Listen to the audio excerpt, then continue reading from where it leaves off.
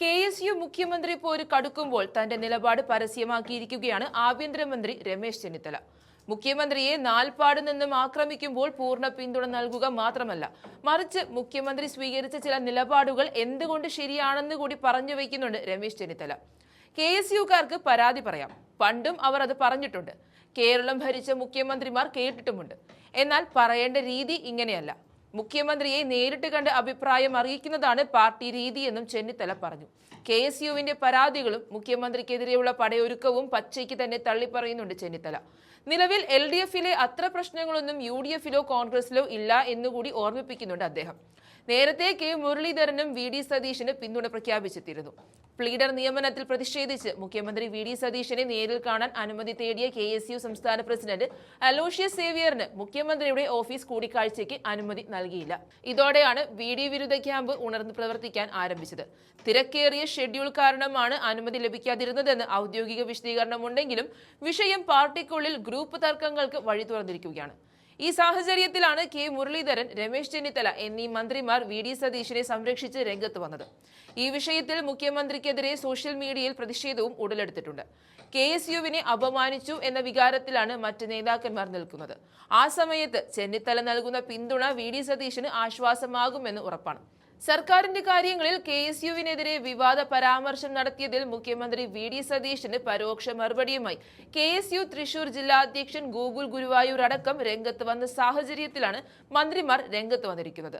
സർക്കാരിന്റെ വിവിധ വകുപ്പുകളിൽ CPM അനുഭാവികളായവരെ തിരികെ കയറ്റിയെന്നും പബ്ലിക് പ്രോസിക്യൂട്ടർമാരായി CPM അനുഭാവികളിൽ ചിലർ കടന്നുകൂടിയെന്നുമാണ് KSUവിന്റെ ആക്ഷേപം. എന്തായാലും ചെന്നിത്തലയുടെ വാക്കുകൾ കേട്ടു നോക്കാം. KSUക്കാർക്ക് അഭിപ്രായം ഉണ്ടെങ്കിൽ അത് പറയുന്നതിൽ തെറ്റൊന്നുമില്ല. അവർ അഭിപ്രായങ്ങൾ പണ്ടും പറഞ്ഞിട്ടുണ്ട്, അവർ പറയുന്നതിൽ തെറ്റൊന്നുമില്ല. പക്ഷേ അങ്ങനെയുള്ള പ്രശ്നങ്ങളൊന്നും കോൺഗ്രസിലില്ല. നിങ്ങൾ മനസ്സിലാക്കണം. ഏറ്റവും CPM തമ്മിലുള്ള തർക്കവും വെച്ച് നോക്കുമ്പോൾ കോൺഗ്രസിനകത്ത് എന്ത് തർക്കമാണ്?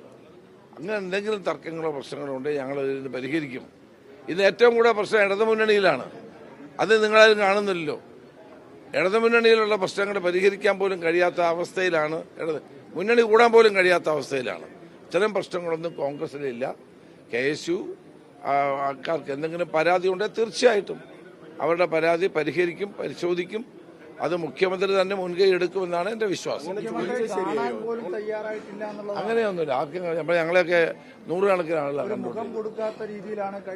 അങ്ങനെ അതിന്റെ ഒന്നും അതൊന്നുമില്ല. മുഖ്യമന്ത്രി എല്ലാവർക്കും കാണാം. ഞാൻ ഇവിടുന്ന് രാവിലെ വന്ന് 7 മണി മുതൽ എല്ലാവരും കാണുക.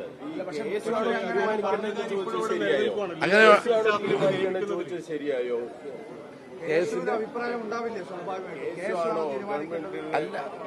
അല്ല, KSUക്കാർക്ക് അഭിപ്രായം ഉണ്ടെങ്കിൽ അത് പറയുന്നതിൽ തെറ്റൊന്നുമില്ല. അവർ അഭിപ്രായങ്ങൾ പണ്ടും പറഞ്ഞിട്ടുണ്ട്, അവർ പറയുന്നതിൽ തെറ്റൊന്നുമില്ല. പക്ഷേ അതിന് ചില രീതികളുണ്ട്. അത് മുഖ്യമന്ത്രിയെ കണ്ടവർക്ക് പറയാൻ കഴിയുന്ന കാര്യമാണ്.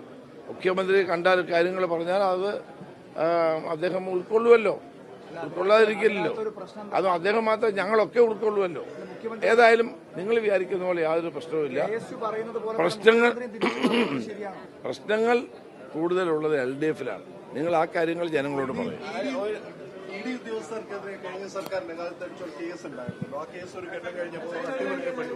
ഏതാ ഉദ്യോഗസ്ഥന്മാർക്കെതിരെ കഴിഞ്ഞ സർക്കാരിന്റെ കാലത്ത് കേസ് ഉണ്ടായിരുന്നു. പിന്നീട് പല പരാതിയും വന്നു. അപ്പോ അത് പിന്നീട് കേസന്വേഷണം നിലച്ചുപോയി. ഹൈക്കോടതി 3 മാസത്തിനകം അത് അന്വേഷിച്ച റിപ്പോർട്ട് സമർപ്പിക്കാൻ പറഞ്ഞു. പക്ഷേ ഈ ഉദ്യോഗസ്ഥന്മാരെ ആക്രമിച്ചതല്ലേ ED? അല്ലല്ല, കഴിഞ്ഞ സർക്കാരിന്റെ കാലത്ത് അതെനിക്ക് പരിശോധിക്കാതെ പറയാൻ കഴിയില്ല. വിജിലൻസ് കേസ് അതെനിക്ക് പരിശോധിക്കാതെ പറയാൻ കഴിയില്ല. നിങ്ങൾക്കറിയാമല്ലോ, ED ഉദ്യോഗസ്ഥന്മാരെ ആക്രമിച്ചു. ആ കേസിലെ പ്രതികൾക്ക് ഇതുവരെ ജാമ്യം കിട്ടിയിട്ടില്ല. 40 ദിവസം കഴിഞ്ഞിരിക്കുകയാണ്. നിങ്ങൾ ആലോചിച്ച് നോക്കുക. ഇത്തരം അക്രമ പ്രവർത്തനങ്ങൾ നടത്തുന്ന ആളുകൾക്ക് ഇതൊരു സൂചനയാണ്. 40 ദിവസം കഴിഞ്ഞിട്ടും ഇതുവരെ പ്രതികൾക്ക് ജാമ്യം കിട്ടുന്നില്ല. അപ്പോൾ അക്രമമല്ല ആവശ്യം. ED ഉദ്യോഗസ്ഥന്മാർക്ക് നേരെ നടത്തിയ അക്രമം അന്ന് തന്നെ എല്ലാവരും അപലപിച്ചതാണ്. 40 ദിവസം കഴിഞ്ഞിട്ട്, 40 ദിവസമാണ് എൻ്റെ വിശ്വാസം, കഴിഞ്ഞിട്ട് അവർക്ക് ജാമ്യം കിട്ടാത്ത എന്തുകൊണ്ടാണ്? അപ്പം ഇത് സമരം ചെയ്യുന്ന ആളുകൾ ഇതൊക്കെ മനസ്സിലാക്കണം. നമ്മുടെ നാട്ടിലെ നിയമവ്യവസ്ഥ അവരും മനസ്സിലാക്കണമെന്നാണ് എൻ്റെ അഭ്യർത്ഥന. അടുത്ത കാലത്ത് ഈ പവർ കട്ട് സംബന്ധിച്ച് വലിയ രീതിയിലുള്ള പ്രതിഷേധങ്ങളൊക്കെ നിങ്ങൾ ആലോചിക്കണം. വെള്ളമില്ല. നമ്മൾ ജലവൈദ്യുതി പദ്ധതികളെ ആശ്രയിച്ചാണ് കേരളത്തിന്റെ വൈദ്യുതി ഉൽപാദനം. ഇത്തവണ മഴയില്ല.